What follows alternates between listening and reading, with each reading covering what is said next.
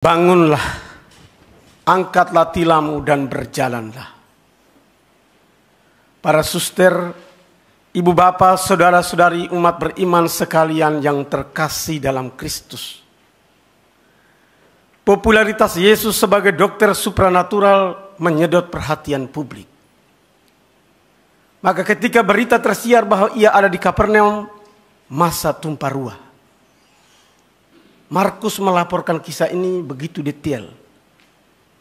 Sementara Yesus mengajar orang banyak, ada orang datang membawa orang lumpuh digotong oleh 4 orang. Karena keadaan terlalu penuh sesak, mereka tidak bisa membawa orang itu kepada Yesus. Mereka lalu naik ke atas atap, membuka atap tepat di atas Yesus, lalu menurunkan orang lumpuh itu. Yesus melihat orang lumpuh itu dan berkata, dosamu sudah diampuni. Mengapa Yesus berkata begitu? Karena dalam cara pandang tradisional Yahudi, cacat atau sakit, penyakit selalu dihubungkan dengan dosa leluhur.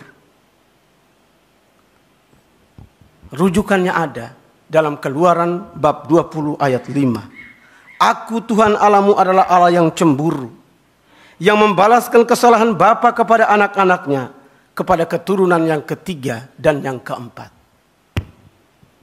Yesus tahu itu ada dalam pikiran orang-orang Yahudi. Karena itu dia mengatakan kepada orang lumpuh itu, dosamu sudah diampuni. Tapi apa yang terjadi? Orang-orang Farisi dan ahli Taurat menuduh dia menghujat Allah. Maka Yesus balik mengatakan kepada mereka, mana lebih mudah mengatakan dosamu sudah diampuni, atau bangunlah, angkatlah tilammu dan berjalanlah. Yesus mau tunjukkan kepada mereka bahwa dia berkuasa atas dua-duanya. Baik mengampuni dosa maupun menyembuhkan orang sakit. Jawaban Yesus membuat mereka semua bungkam, diam. Saudara-saudara terkasih, ada 2 sikap berbeda yang ditunjukkan Injil. Pertama, orang-orang yang membawa orang lumpuh itu. Kondisi lumpuh membuat penyembuhan itu mustahil terjadi. Tapi dengan bantuan saudara-saudara sekitar, orang lumpuh itu bisa disembuhkan. Ini bela rasa. Ini semangat saling berbagi. Tidak perlu terlalu banyak kata-kata. Tidak perlu terlalu banyak pertanyaan, langsung menolong. Paus Fransiskus mengatakan kepada kita, gereja harus menjadi rumah sakit di medan pertempuran. A field hospital after battle. Paus bilang, di medan perang tidak ada gunanya bertanya kepada orang yang terluka parah, berapa kolesterolmu? Berapa gula darahmu? Sembuhkan lukanya pada kesempatan pertama. Sesudah itu baru omong hal lain. Artinya apa? Dunia ini seperti medan perang. Setiap hari kita saksikan ada banyak sekali orang yang tidak berdaya. Sakit, lapar, miskin, sekarat, terluka. Berikan pertolongan pada kesempatan pertama. Jangan terlalu banyak bertanya.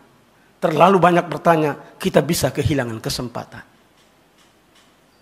Kedua, orang Farisi. Bukannya bersyukur, tapi mereka mempersoalkan dosa orang lumpuh itu dan kuasa Yesus menyembuhkan. Sering kita seperti itu dalam kehidupan. Iri hati menghalangi kita untuk berbuat baik. Iri hati menghalang kita untuk berbela rasa.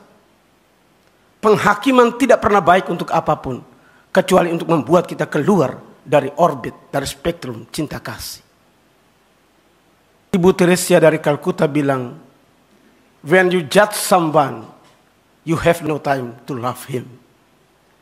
Jika kamu menghakimi seseorang, kamu tidak punya waktu untuk mengasihi dia.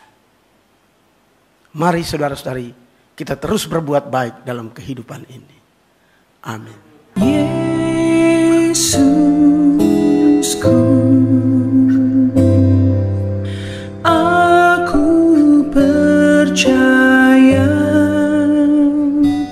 Engkau sungguh hadir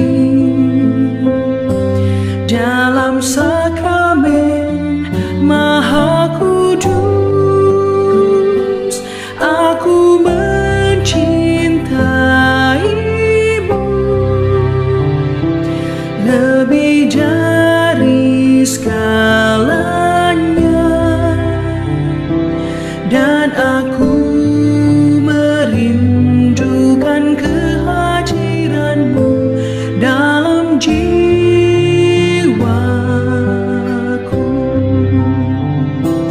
Karena sekarang aku tak dapat menyambutmu dalam sakramen Ekaristi, datanglah sekurang-kurangnya secara rohani ke dalam hatiku.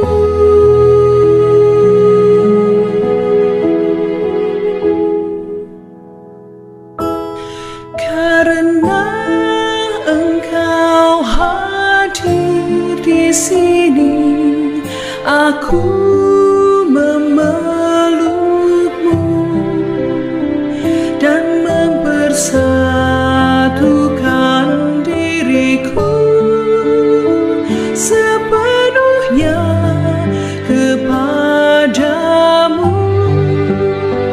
Jangan biarkan aku terpisah dari padamu.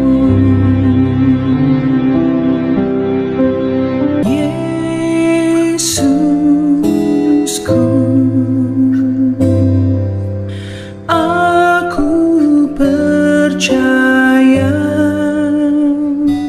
Engkau sungguh hadir dalam sakramen Maha Kudus. Aku mencintaimu lebih dari segalanya, dan aku merindukan kehadiranmu dalam jiwaku.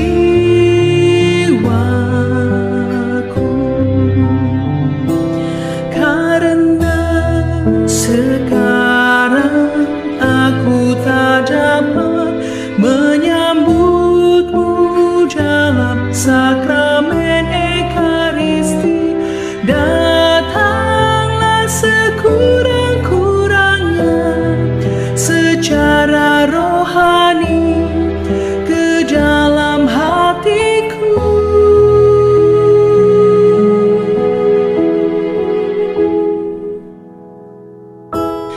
Karena Engkau hadir di sini, aku